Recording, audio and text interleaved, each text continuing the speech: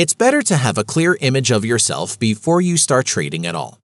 First of all, it is helpful to differentiate between the self as an observer and the one that actually makes choices, and self as a content, or the part where all the thoughts, feelings, and images are.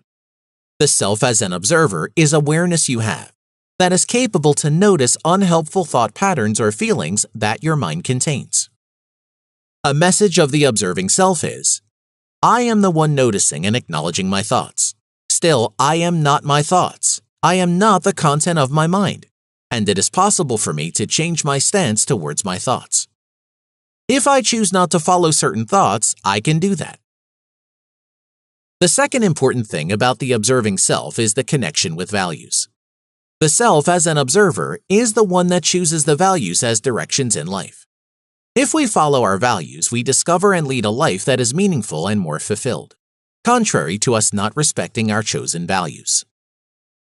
A trader that is only concentrated on his or her goals follows those thoughts that illustrate his or her need for the perfect, absolute success. But ask yourself, is that possible?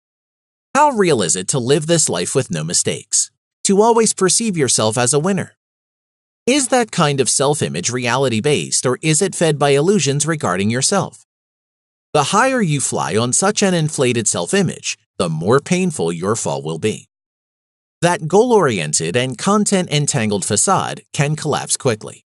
From "you are the best" to "you are an absolute loser" in a matter of seconds. Let's change our position in this story and try to see how things look when we substitute this goal-oriented behavior with a behavior oriented by values. Here is a simple and interesting exercise that'll help you identify your values. It's called attending your own funeral. Imagine that you have died, but you're still able to attend your own funeral. You can hear and see everything that is happening, but no one can see you.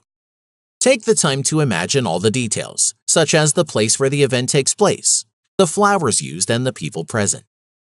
All these people are remembering your life. They are recalling what kind of person you were. What might each of them say? What would your children, parents, friends, lovers say?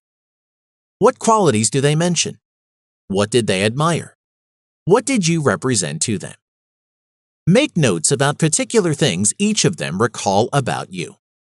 Note that the way you want to be remembered once you are gone doesn't have anything to do with your feelings, thoughts, or bodily sensations.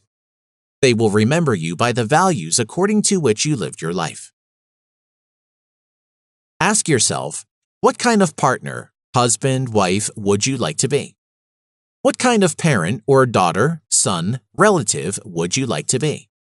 What kind of friend, colleague would you like to be? What kind of trader would you like to be? Calm? Peaceful? Always aware and focused on the present moment? Lots of answers. But the important thing is that everyone can have their own. When you live and act guided by your values, even when you lose, you can still say, I followed my values, I did my best. Next time, I will do better.